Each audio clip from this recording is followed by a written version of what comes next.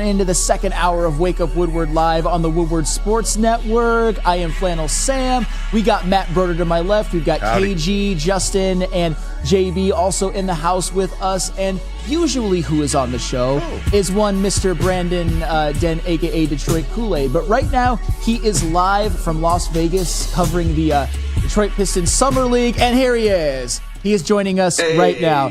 Hey. Mr. Aid. Yes, Kool-Aid, how you feeling today, man? Hey, I'm feeling good. Anytime I get to talk to the Woo crew, interact with the chat family, it's always a good day. Today I felt like, you know what, hey, let's show you guys the sphere behind me as well as this big Ferris wheel and everything. I don't think I'm ever gonna get on that thing though. Oh man, what a nice view, Kool-Aid. And I got to ask you this, just your overall takeaway from the Detroit Pistons Summer League. Are there more positives or some question marks? You know what, man? One of the things that kind of made me chuckle is just I saw this team win 2 games back-to-back because of the adjustments that the coaching made in back-to-back games. And I put out there on Twitter, I was like, look, I know it's just Summer League, but it's nice to actually see a coach go out there and make the necessary adjustments. Like Jared Jack is the coach, but they also have Jamel McMillan and some others that are there. Jamel McMillan is son of legendary Nate McMillan, currently the Motor City Cruise head coach. So they got a lot of good basketball minds down there, and it's been really, really cool to see these guys working to bring something to the table that, you know, last night, they were not the bigger team. You know, they were outmatched, and they were playing Amadas Buzelis, who hit the first game in Summer League, already looked like the best player in the draft, one of those types of guys. And they slowed him down. Same thing with Reed Shepherd. He was looking like, through 2 games, people were all saying it. This guy looks like he's one of the top 2 or 3 picks in this draft. But because of the defensive assignments and schemes that they drew up, guys like Ron Holland, guys like Dennis Jenkins, guys like Bobby Klintman, those guys were really putting in work on the defensive end, and they were put in their best positions to succeed because of what the coaching is doing. I'm just hoping when we talk about what translates for the players over to the regular season, I am really hoping that this coaching, the schemes that are being instituted, is J.B. Bickerstaff and Luke Walton and Cole, they were in the building. I'm hoping that this is the type of stuff that we see, passionate coaching, people who want to be here and want to see young players get better. Don't lose. Like when we had Greg on, don't lose that passion to see people improve. Yeah, Kool-Aid. And I wanted to talk to you about Ron Holland and his performance. 17 and 9 rebounds, 7 of 20 from the field. So the efficiency, you know, he still has to work on, but overall a solid game. How would you grade Ron Holland's performance in this game? In this game, I would give him a B-. I thought that, and that's because it was going to be lower, but he acquitted himself much better from an efficiency standpoint in the second half. He started the game 3 of 13, and you could tell he was thinking a little bit more. One of my pet peeves, one of the things I'm going to continue to say about Ron Holland, just go. Think less and just go. You were the guy that's going to get the volume of shots, and in the second half, he played more like that. He wasn't hitting open space and then wondering, should I shoot? Should I do a floater? Should I dribble one more time? Should I try and get... Like, you could tell he's really thinking. He spoke to that after the game, talking about some of the jitters and things that he's had with this experience, but that he felt really, really comfortable kind of in the second half of that game where he did go 4 of 7 from the field, and they put the Bulls away. They put them away. They were down double digits in the first half. Kind of as you saw Ron Holland turn around, you saw the Pistons turn around. And shout out to Marcus Sasser as well. Yeah, hey, Kool-Aid that. So I'm going to ask you about Marcus Sasser. I didn't watch the game, so I'm coming from the box score with this. I see him score 17 points, 3 assists, 5 steals. But in those 17 points, he was 5 of 13 from field goals, but 3 of 5 from three-point range. Did you see some improvements from Marcus Sasser, anything different, or did he just have the confidence that night and shots were falling? Talk to me about Marcus. Marcus Sasser is a player he's trying to work, and he spoke to this, and we'll recap it when I get back. Got a lot of good videos and quotes, but he spoke to what he's working on in Summer League, and that's facilitation. But it got to in learning to play make and being a backup point guard. We've continued to say that guy is a combo guard, so the Pistons are trying to see if they can, with his height, have him be one of those reliable backup point guards on this team. But yesterday, when the team was struggling, when the offense just couldn't get going, is where we saw him get a little bit more assertive and a lot more aggressive. And you could tell he's one of those guys, too, that with the kind of focus on playmaking, he would hit the open space and not look for a shot. Yesterday was a lot different. You could tell when the Pistons got down, it was like, yo, if nobody else is going to step up, we got to throw this game plan out the window and play some type of winning basketball. And so that's what I respect out of Marcus Sasser. He's learning to be a leader. He's learning to be a guy who can lead a bench unit as well, or lead his whoever he's playing with. And I think that takes it's a lot of transition, a lot to learn for a guy that was drafted lower in the first round. Did get 3 or 4 years in college, but he's trying to learn how to play make a lot better. Yeah, and Kool-Aid, of course, I have to ask you about so far the star of Summer League, Bobby Klintman. Yeah. He had 5 points in 30 minutes. Wasn't as good from the field this time, but he did have a block, and he did crash the boards to the tune, I think, of 12 rebounds. Talk about it. Yeah, man. How did you feel about Bobby Klintman, although he wasn't as prolific on the offensive end? Well, you named it. The things outside of what he did scoring-wise, I think are the opportunities he's going to be able to have on this Detroit Pistons team. He's a player that he looks a little bit more ready, kind of basketball instinct-wise, a lot more ready than some of the other second-round picks we've seen in Summer League. And so he's the guy that as long as you know you're going to work hard, you're going to try and play good defense and good help side defense, he can get over and protect the rim a little bit.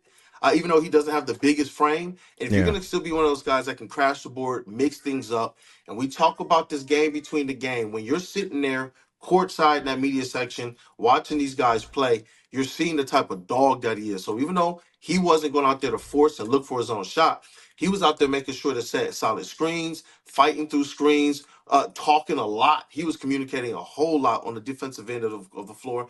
And just from a basketball junkie standpoint, it was like, oh, this is what I live for. Yeah. It's like Bobby Klintman is a basketball player.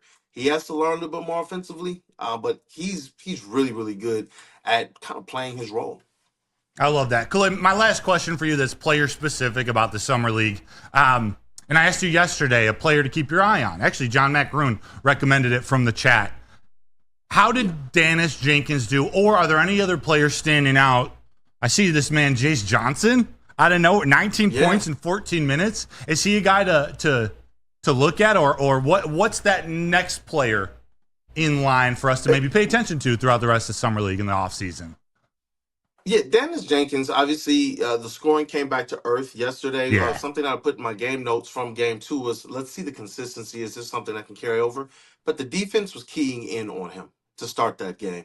They brought a much bigger and physical lineup defensively to try and counter the shiftiness and the quickness and the shooting ability of the Detroit Pistons guards. And early on, a lot of them, even Ron Holland, those guys were getting knocked off their spot. So really, they just got to get stronger. But the reason why I'm going to continue to say Dennis Jenkins is because he is the Detroit Pistons two-way player.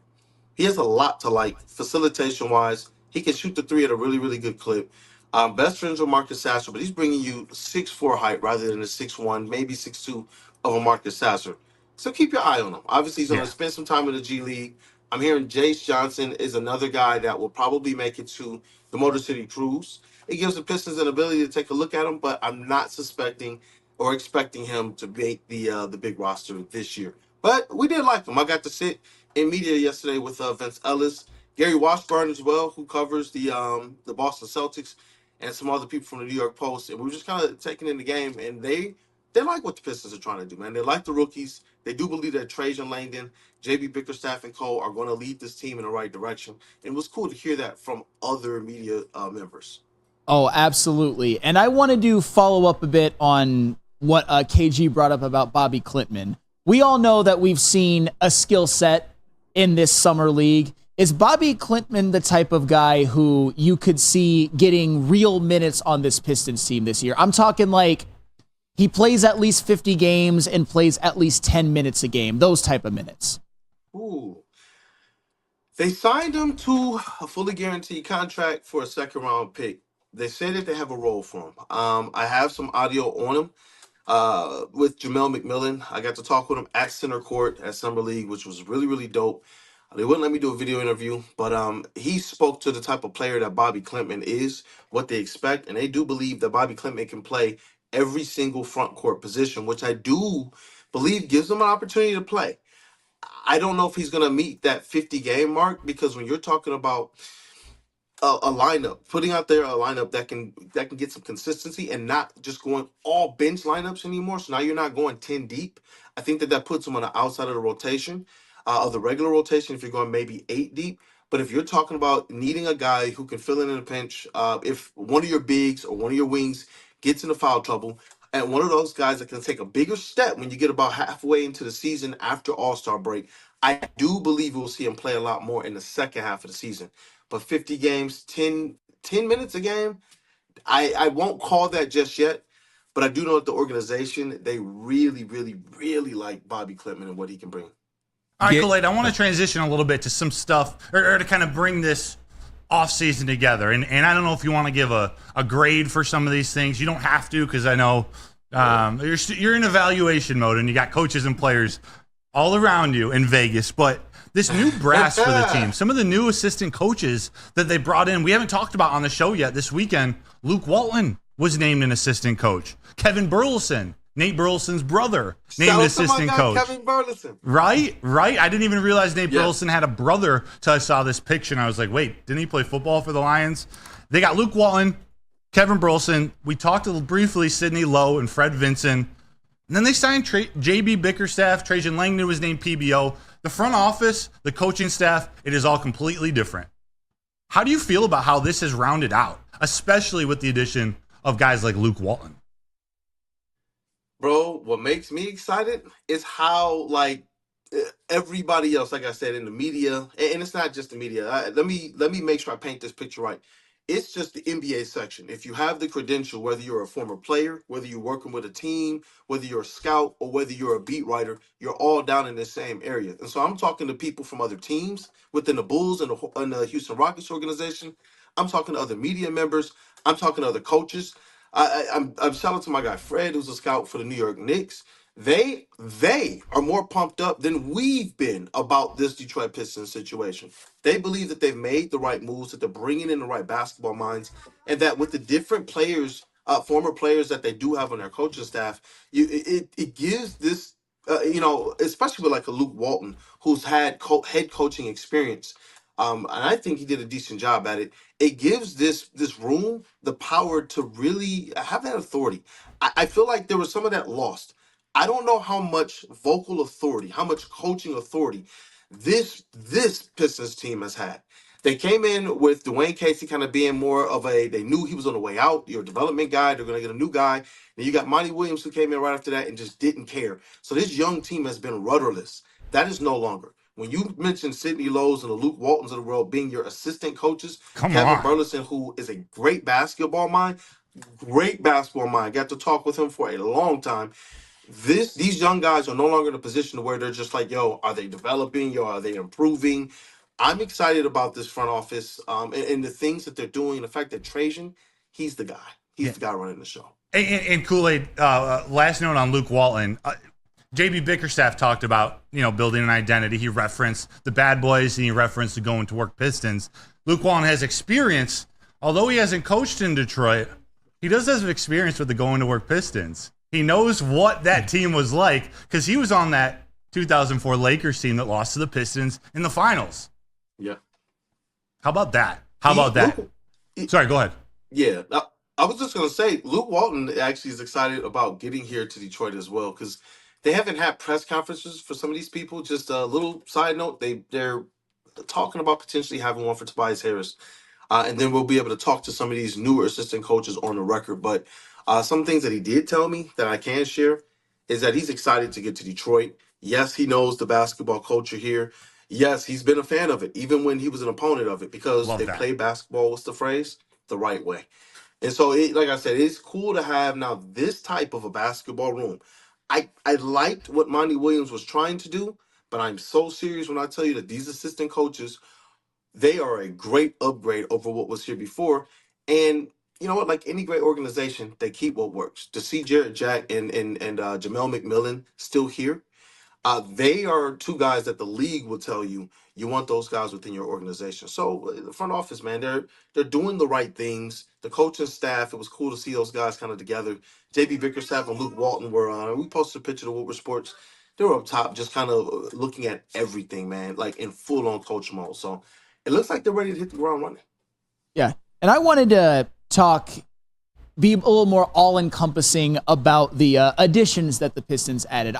You got the firsthand knowledge and the firsthand experience of watching guys like Ron Holland and Marcus Sasser and Bobby Klitman. Definitely Holland and Sasser you think are going to be a part of the team this season, but how do you feel overall?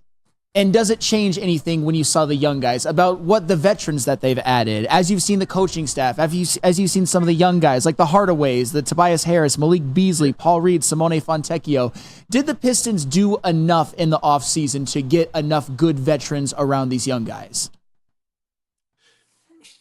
I do. I think most importantly, they did enough, at least for this point in time, for Cade Cunningham. I would have liked a little bit more potent scoring, but at least they got some shooting around him. And when you're talking about the types of guys like Tobias Harris, he's willingly and wanting to take on a veteran role.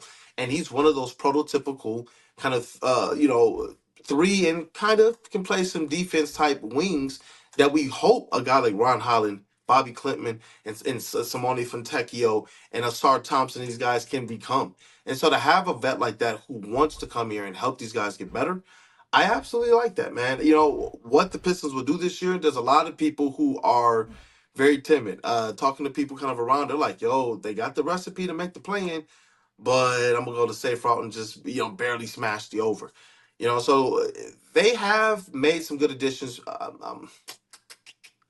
My gosh, my homie from the New York Post, and I forget his name. We talked for a long time. He said that he covered Tim Hardaway Jr. in high school, followed his career throughout the NBA. He believes that Tim Hardaway Jr. is going to be the perfect pairing with Cade Cunningham, whether he's coming off the bench or whether he's going to be starting next to him. So I like the new additions, free agent wise. The rookies, though, the new players brought in, Ron Holland, Dennis Jenkins, Bobby Klitman, I like their DNA. I really like their DNA. In terms of how ready they are to step in and make an impact, I don't know. And I think that's why we saw the types of veterans brought in that we did see, from a Malik Beasley to a Tobias Harris to a Tim Hardaway Jr. Those guys are going to play. You're not bringing those guys in here to not play. Those guys are going to get the run. And then even a Paul Reed as a big man. Yeah. These are the players that, you put around like a Cade, a Jalen Duren, a Jaden Ivey, a Stewart. Now you're allowing these first round draft picks, these top 5 guys that you're going to have to make contract decisions on. Those are the ones that it's most important to have these kind of vets around, and that the younger players, the new rookies, hopefully they're looking and they're taking note and they're falling in line. Yeah, so put an asterisk on Simone Fontecchio for a second, because these guys I do think are great veterans, in my opinion, great veterans to help this team get to contention around whatever core is being built.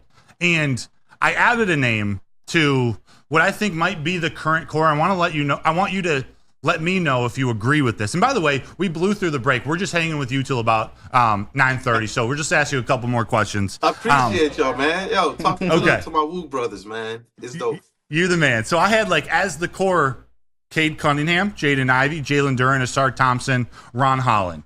I added Bobby Klitman to that. Should I add Bobby Klitman? And is Simone Fontecchio, despite being on a 2-year contract, do you see him as being part of that core? And or is there anyone to take off this list? If you're talking about this 2-year window, maybe 2 to 5 year window, the Cade Cunningham max contract window, I do believe Simone Fontecchio and Bobby Klitman are going to be a part of that, especially with the value that you get with a Bobby Klitman. He's going to have to play out of his mind to warrant a contract that the Pistons wouldn't be able to afford after the 2-year window is up with him. But he does afford some good things that you can utilize right now. And in a couple of years, when some of these veteran players and their contracts are up, hopefully these players have developed enough to step into these roles and take over. Your natural Tobias Harris takeover has to be Simone Fontecchio. If you're not preparing him to effectively give him that bag, that money that Tobias Harris is going to basically be giving up in 2 years, I think you're dropping the ball. When you're looking at a guy like a Bobby Klitman as well, when some of these other players get out of here, Paul Reed and others, this gives these guys an opportunity. So now they know you have 2 years to really, really, really hone in on your skills, really, really hone in on defense, make a difference, make an impact, be an all-out team guy, be an all-out hustle guy. No matter what time, what minutes you do get, go out there and play with that DNA that Detroiters know, love, and have always supported and have seen win. That's what I want to be able to see out of those guys. Between Bobby Clement and Simone Fonseca, I believe Simone is going to be here. Everything I'm hearing from the organization is that they love each other, and Bobby Clement, obviously, when you sign a second round draft pick to a guaranteed deal, you're either LeBron James' son or you're a good basketball player that the organization. Big facts. Big facts. Hey, I appreciate that, Kool-Aid. What? Awesome. So what? Which member of the core that Broder just mentioned, the drafted core of the Detroit Pistons, do you think will benefit the most from this coaching staff and from the veterans? Besides Cade, of course. I'm about to say Cade, but honestly, I believe all of them. I really do. Asar Thompson and Jalen Duren are the ones I know the organization is very, very, very high on. Obviously, they're high on Jaden Ivey as well, but I hear Asar Thompson's name a lot. That's a player that they believe they can just figure out the shot, that he has so many other tools in his bag, and defensively, he is the guy that's going to guard the ones. He is the guy that has been guarding the other team's number one players and best wings and such. So he's a very interesting prospect who can handle the rock, but because teams know that he's not really going to be a threat to shoot, they back off of him, and it takes away his ability to get that first step and utilize his athleticism and his speed. So I do believe when you're talking about spacing, when you're talking about reduced usage, when you're talking about not having to do as much, that's an Asar Thompson that's going to benefit. Jalen Duren, he's going to play that role that he played last year. Will efficiency and maybe opportunities go up a little bit? They may. But in terms of who's going to, in my opinion, going to learn the most, benefit the most, have their usage go up and their efficiency, maybe their usage go down, but their efficiency rise, I believe that's Asar Thompson. I think Jaden Ivey, we know that he's a good player. He just needs a coach that believes in him. So I believe he's going to benefit most from the coaching when you're talking Jaden Ivey. But Asar Thompson, to me, is the guy that's going to benefit the most out of all of these new additions. Love that, Kool-Aid. We got Justin, who wants has a non-basketball related question to ask, but I just want to open the door to you. Any last comments, statements, things that you've been doing outside of just watching the game? We've hit you with a lot of basketball-specific questions, but I know you've been networking out there. Anything you want to share with the audience or talk about your time?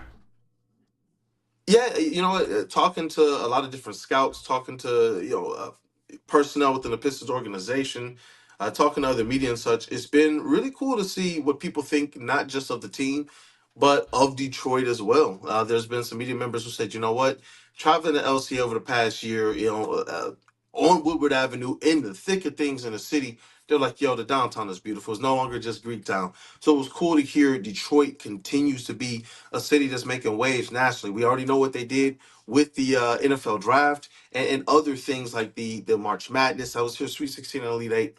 So it was really awesome to wear this Detroit hat, kind of represent it on some level, but to hear that everybody had a good remarks about it. And then just from a basketball standpoint, like I said, there's a lot of people that are actually bullish on the Pistons within the NBA world. And that was comforting to hear because I know a lot of us, we believe that these are the right moves to make, but all of us have been cautious, especially me. I was one of those trust and Troy guys. But I'm just kind of talking to people and just getting a feel for what they think of this basketball room now within the Pistons organization. It was really, really, really good to hear. There's a lot of confidence about it. Justin. Kool-Aid. Take us home, baby. First of all, that dude, I commend you so much for all that you're doing for the network, how committed you are to getting all this content at Summer League. You're the only Detroit media, I believe, that is still there, so you deserve all the praise for that. But I saw it in chat, and it made me curious. What are the good food or activities that you have done in Vegas that interest me because I'm a foodie? Yeah. Hey, you know what? Shout out to Ryan's reaction. Took your advice, man, and it took the family out, and I had some fun. Like I told you guys yesterday, Queen Kool-Aid is here, Baby Kool-Aid is here, and we went out to the forums at Caesar's Palace, man. It's like you talk about Somerset on steroids times 10. Mm-hmm. It's an amazing place. It was my first time being there. We walked around. We went to Bobby's Burgers. So Bobby Flay got a burger joint there. And it's fire, man. Absolutely I bet fire. that's amazing. So if you get down here, you definitely got to check that out. But we found this little spot, man. Like my wife, she's a connoisseur for beef ribs. And hold on, Barry, what's the name of that spot?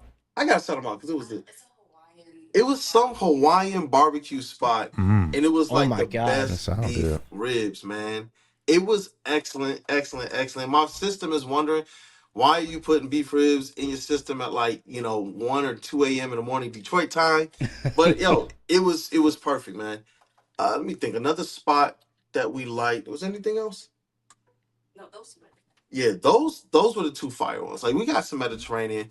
We drove around. There was a couple of Italian restaurants we wanted to hit, but we were like, you know what, we're gonna save them for next time. But we went to the forum shops, and we also walked around the outdoor area. It's called the Links, I believe. It was pretty cool, man. Cool vibe. The heat is crazy, but they got all these like misters that are going out, and it felt like it dropped the temperature at least 20, 30 degrees. Just kind of walking around, people watching, getting snacks, shopping, going into different stores, sightseeing, seeing a whole bunch of people decked out in Michigan gear, seeing a bunch of people wearing this hat as well. So it's just a good vibe, man, just walking around. And then we went through a couple of the different casinos on the strip as well, just walking through, it being nosy, but it was cool. Hey, glad to hear you're having fun, man. And you got some of that in while you were out in Las Vegas. Hey, thank you so much for joining us again. And we can't wait to see you tomorrow live on Wake Up Woodward, back on the desk. Hey. Got a lot to talk about. Hey, I appreciate you guys as always. You guys know, man, I love the Woo Crew. Love the chat family. You guys, satisfy that like button. Hey. Satisfied. They're doing great work. Let's rock. Hey. But I appreciate you guys as always. The support you guys give, it goes a long way, and it's cool to work for a network that supports us the way that we try to support each other, man. You guys do great work. I'm just trying to keep up. Seriously. Absolutely. Thank you again, and we will see you tomorrow, Mr. Kool-Aid. See you tomorrow, Kool-Aid. Love y'all, man. Brian. I appreciate you guys. Thank you. Hey, but if you're going anywhere Where? or you're doing anything or just existing and living, you need insurance. Where do you go to get that? You got to go to Swiss. You have to go to Swiss because now more than ever, it is so...